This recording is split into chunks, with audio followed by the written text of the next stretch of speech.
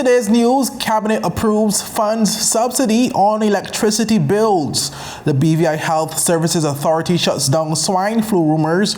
Caribbean Cellars opens new location. DMoy shines in second win for his Rip City remix.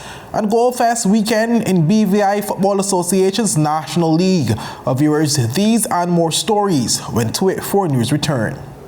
Start the year off with more speed, more downloading, more savings, and more fire. CCT Fire Fiber Internet gives you the speed you need to keep the whole family connected. Packages starting at $119 with speeds from 300 megabytes per second. Super fast, unlimited downloads, even more reliable connectivity, plus free live streaming TV for the family to enjoy. Sign up for the absolute best fiber internet service in the BVI CCT Fire and pay no installation fee. Plus, get CCT Live TV for free. You deserve more. Get more with CCT. Life Unlimited.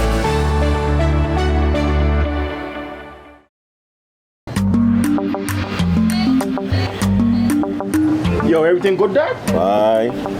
This thing got me one way, Daddy. What do you mean? Ever since I hook up with this thing, I can't eat, I can't sleep. This is the first thing I touch it when I reach home. What you really? Hey, this ain't like you, know? Dad, this thing got me staying home, keeping out of trouble me. Wow. What your name is? Shit. I talking about my CCT life. Don't worry about missing your favorite series, sports, news, and local programming. Come to CCT today and sign up for CCT Live to access over 80 channels. CCT Live. Bring it home. 1 month free trial turn into 5. 5 months turn into well. You know I watching ball. I been watching football. Dad, Nickelodeon, Paw Patrol. I am hooked. Hooked, I tell you.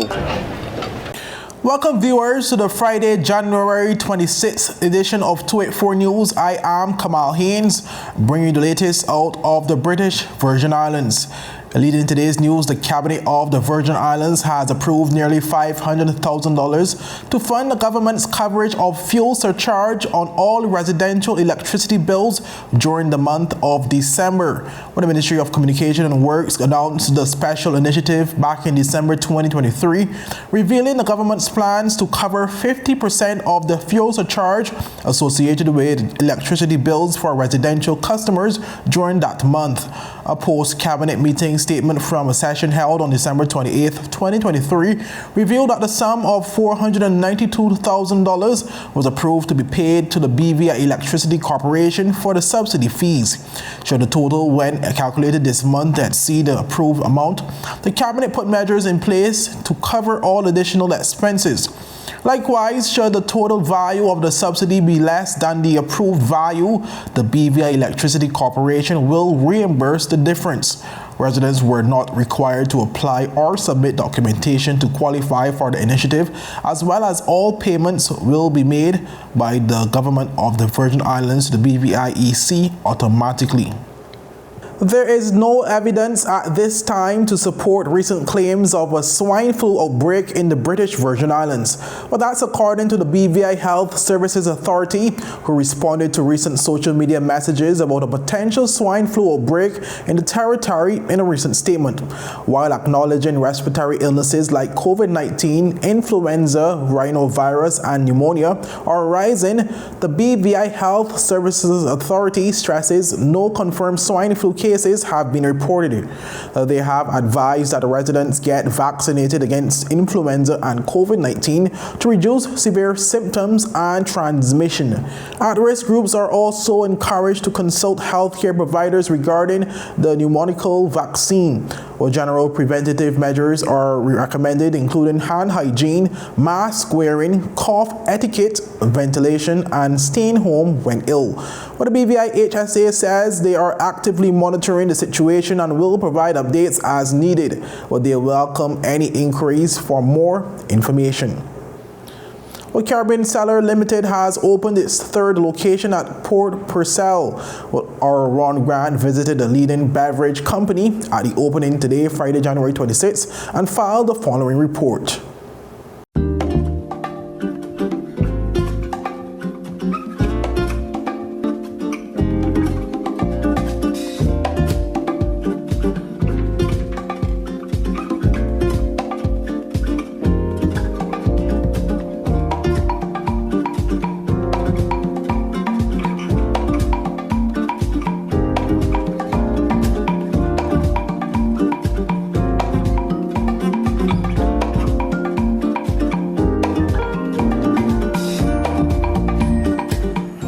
Kevin Foy, the General Manager of Caribbean Cellars, and we're here today in our new location at the Port Person location, which is our new retail store.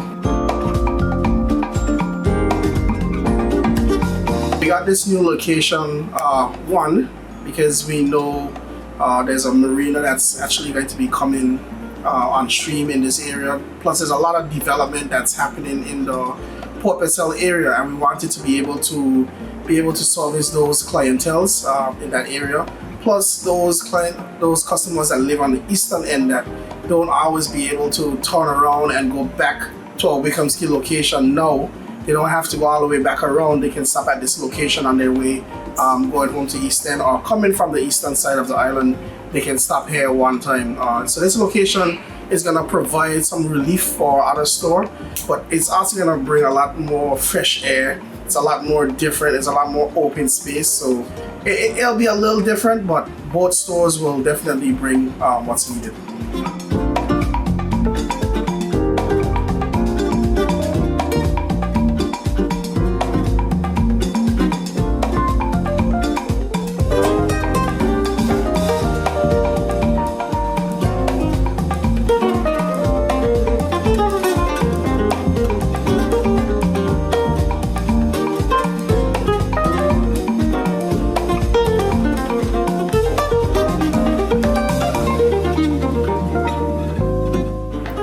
So some of the key stuff that we're gonna have here, as well as our other store, but more so like our rosé selection. As you can see, we have a wide range of rosés.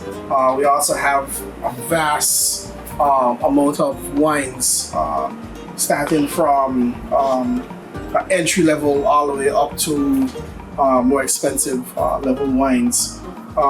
More importantly, we have a vast champagne selection here as well.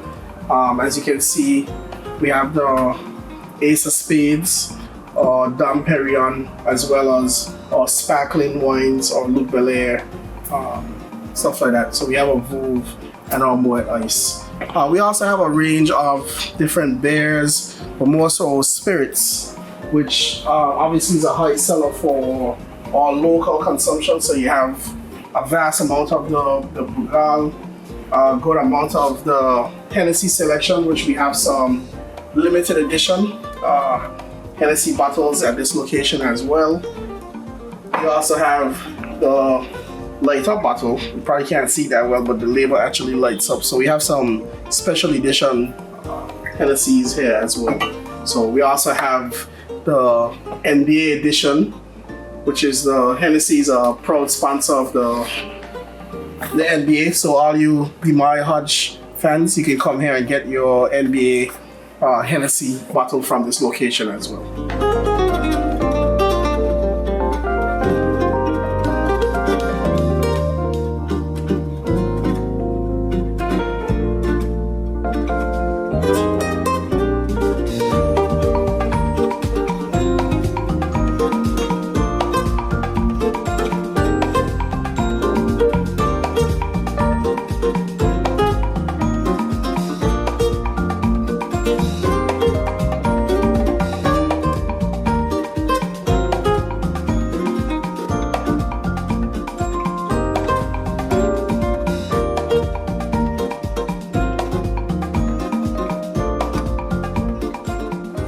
Once again, thank you to the BVI community, because this couldn't be possible without you guys. Thank you for all the patronage over the years that we were able to open this new location to continue serving you guys a lot more.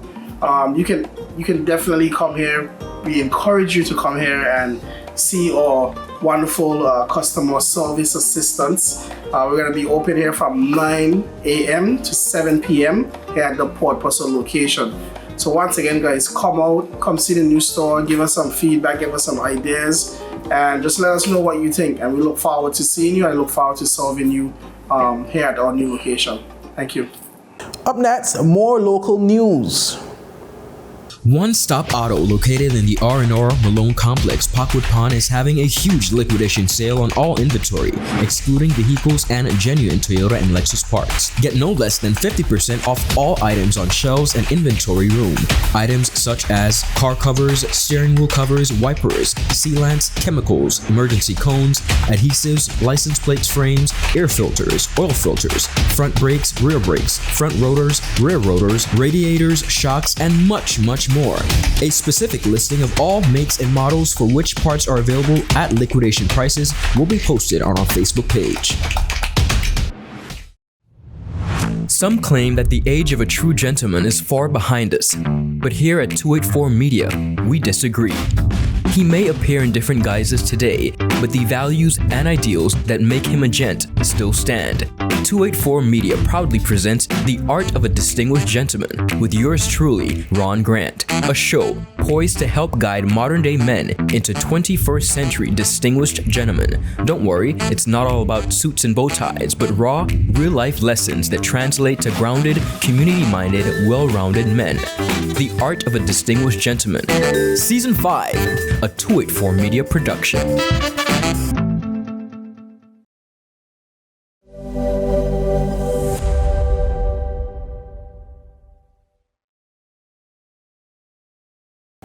Welcome back, viewers. The Caribbean Baking Awards, scheduled for February 16th and 17th, will not only feature the best and brightest in baking across the region, but it will also be giving back. On February 14th, a question and answer session with culinary students on Tortola and Virgin Gorda will be held, giving students an opportunity to speak and interact with two celebrity bakers.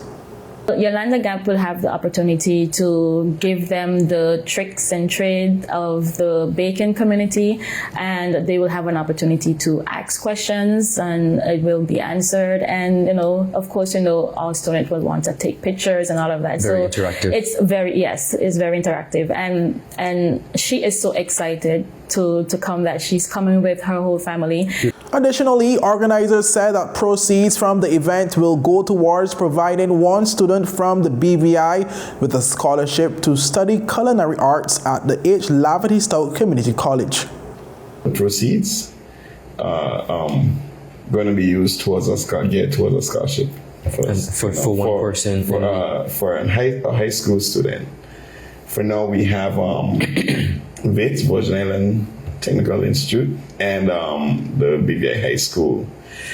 I don't know because I don't know if Brigada Flex or any of those are still. Yes, they are added also. Wonderful. They do have culinary classes and students in Virgin Gorda, so they will also be a part.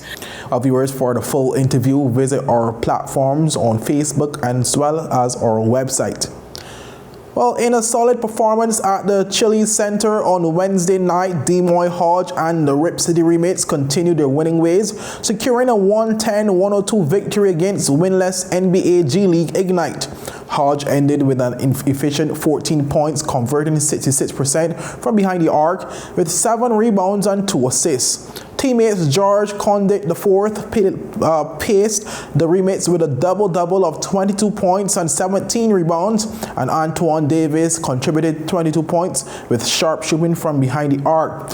Ignite faced challenges from the opening quarter, shooting a mere 32% from the field, allowing the Remates to seize a 6-point lead by the second quarter.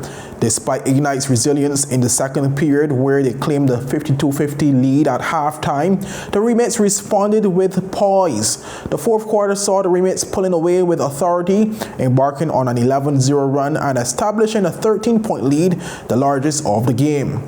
With 8 minutes and 1 second remaining in regulation, Condit's 12 points in the frame on efficient shooting from the field placed a very pivotal role in sealing the victory for the Remates. Well, this win comes on the heels of a commanding performance on Monday, where Demoy's 21-point contribution led to the Remates' deciding win of 118-95 against the said team. But Demoy's toughest task will come against the 9-1 Rio Grande Valley Vipers tonight, who are set to play his Rip City Remates at 9:30 p.m. In football news, it was a goal fest in the BVI Football Association's National League last weekend, with Islanders FC netting 10 and One Love FC and VG United both converting 8 goals apiece. Playing in the first game on the weekend on Saturday, January 20th, One Love FC, keen to reignite their season, achieved a resounding 8-1 win against Old Madrid FC.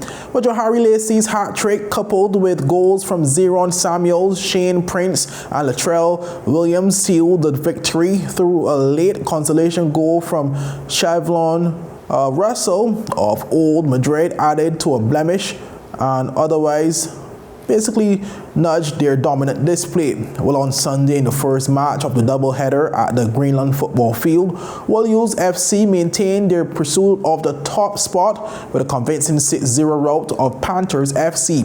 Hugo Liziaro continued his goal-scoring spree with a brace, taking his overall season tally to 13.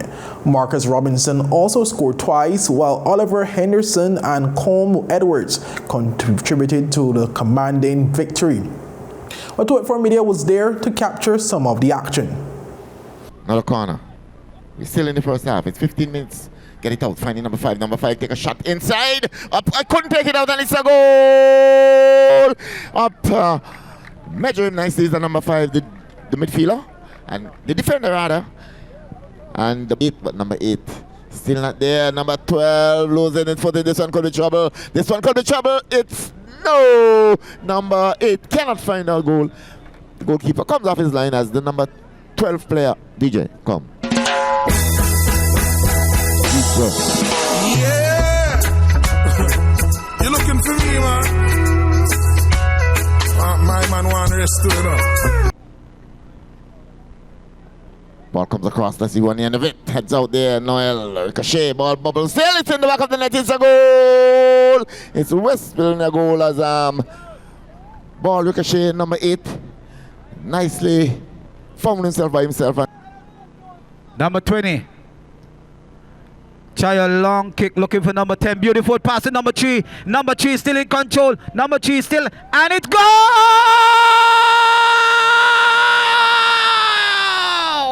Wonderful executional direct pass to number 3 from number 20.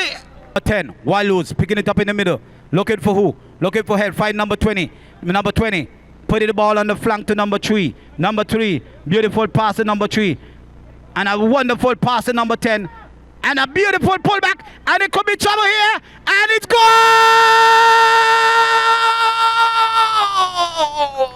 It's goal! In the second game at 8:30 p.m., Islanders FC declared their intentions with the most significant win of the season, thrashing Positive FC 10-1. Colin Lavia and Oswald Holder both secured hat-tricks, supported by goals from Antonio Rodney, Carlos Septus, Sheldon Harry Jr., and an unfortunate goal, that is an unfortunate own goal. But Delshawn Daly scored the lone goal for Positive FC. Meanwhile, over at the Virgin Gorda Recreation Ground on Sunday, VG United, the league leaders, displayed their resilience and attacking flair as they overcame early pressure to secure an 8-0 victory against Rebels FC. VG United's 7th win of the season featured goals from Jaden Kwashi, Deshaun Richardson, Tekoy Richardson, Devante Samuel, Thomas Albert, and Mikael Morin. In the Women's National League, VG United enjoyed a 3-0 victory against Rebels FC in Week 2 of the tournament. But games continue this weekend in the Men's National League, with on Saturday, January 27th, Old Madrid will take on Islanders FC at Greenland at 8:30 p.m., while on Sunday, also at Greenland, One Love FC plays Positive FC at 6 p.m., followed by Lionheart FC versus VG United at 8:30 p.m. Over on Virgin Gorda, Sugar Boys will be up against Williams FC at 7:30 p.m. Our viewers, up next, we take an in-depth look at the cruise ship industry, but we get to that story after a word from our sponsors. Start the year off with more. More speed, more downloading, more savings, and more fire. CCT Fire Fiber Internet gives you the speed you need to keep the whole family connected. Packages starting at $119 with speeds from 300 megabytes per second. Super fast, unlimited downloads, even more reliable connectivity, plus free live streaming TV for the family to enjoy. Sign up for the absolute best fiber internet service in the BVI CCT Fire and pay no installation fee. Plus, get CCT Live TV for free. You deserve more. Get more with CCT. Life Unlimited. Welcome back, viewers, and thank you so much for sticking with us.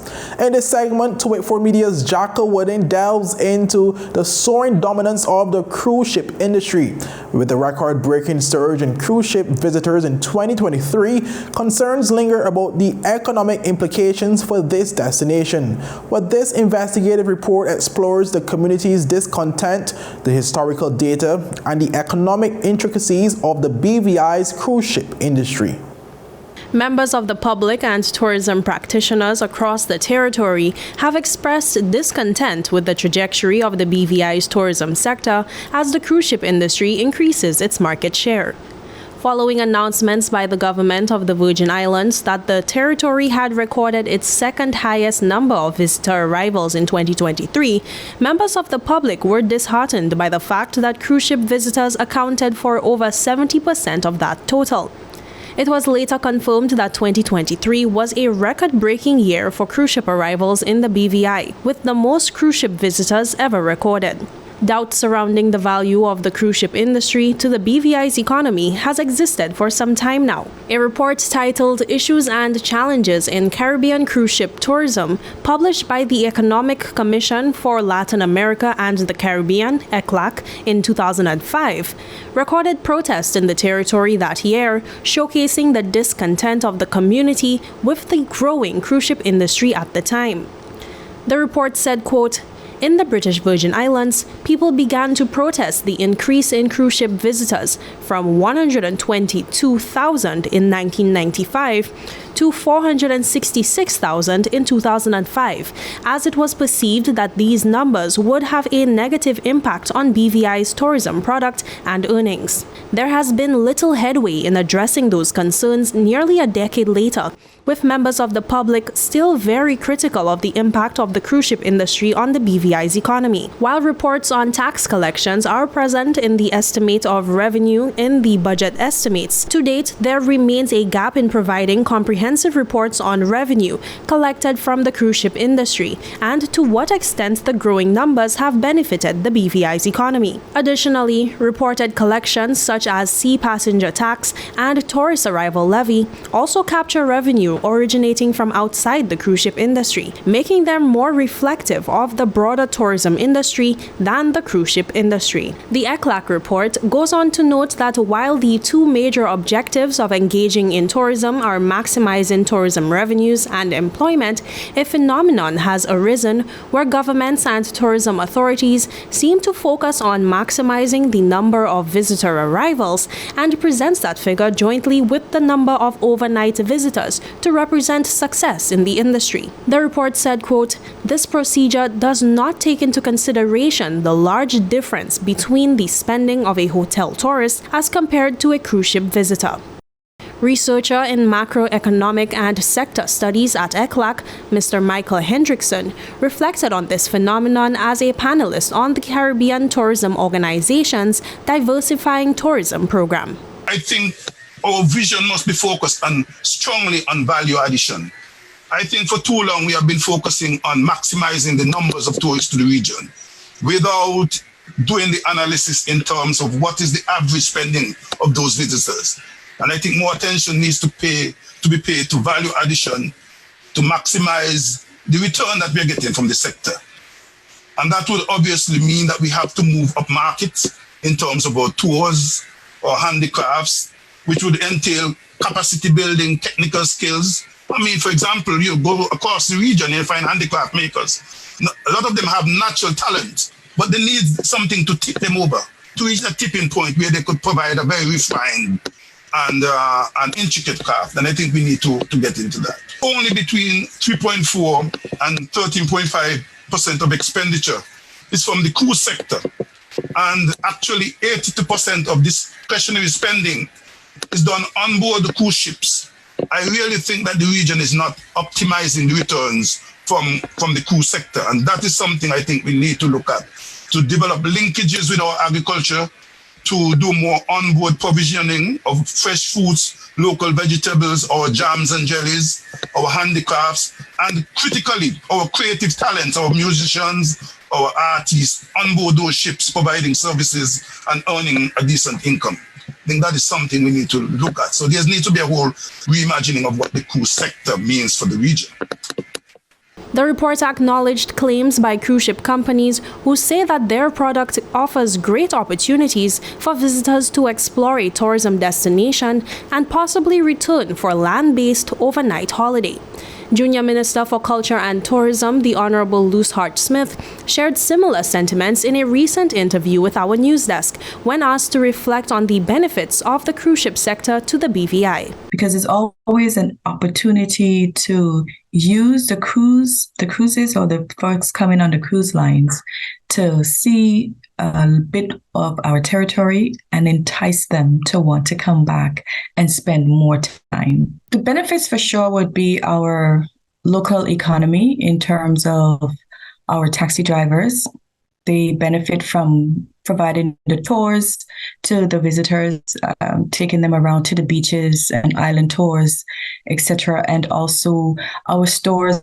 I know the stores are complaining, but sometimes it's a good day, sometimes it's not such a good day. So I would say there are some benefits to our local or small businesses, I should say, those who are catering towards the tourist with their gifts and their locally made products, and also the opportunity to push our culinary arts, because they do eat sometimes at our eateries. So there's opportunities. We just have to find additional ways in which to enhance their visits when we come. And there are plans, of course, to enhance the visitors' experience here in the territory, whether they are cruise passengers, day trippers, or overnight visitors, and there are plans in place to enhance our tourism product. There's always opportunity to enhance what we have, and as we speak, and there is a meeting scheduled for next week, where, as you're aware, the Craft Alive is managed by the city manager's office. So I was invited to that meeting, to attend a meeting with the Craft Alive vendors. So of course, there'll be some discussions about how we will move forward with the Craft Alive, how we could find ways in which to enhance its attraction to the visitors that come, and even the locals may want to stop by and purchase gifts. So there is going to be a meeting on Wednesday afternoon with the Craft Alive vendors, hosted by the city manager's office. And we'll go from there in terms of the discussions. And hopefully the discussions will include how to attract more visitors, how to enhance their products, displays, etc., and make Craft Alive come alive again, in a sense. So I look forward to that meeting. The report warned of potential economic ramifications of cruise ship visitor-led tourism products, asserting that if cruise ship visitors substitute hotel or yachting tourists, any tourism destination suffers a major loss in tourism receipts and direct and indirect employment. The report adds that the increased market share would then result in a loss of tourism earnings and tourism employment, as cruise ship visitors spend less per visit than hotel or yachting tourists. In 2024, the question remains, what is the true value of the cruise ship industry to the British Virgin Islands? Jacka Wooding, 284 News. Well, viewers, before we sign off, I want to invite you all to the JOST Lime and Dine event, a new initiative of the BVI Tourist Board on the beautiful island of Jost Van Dyke.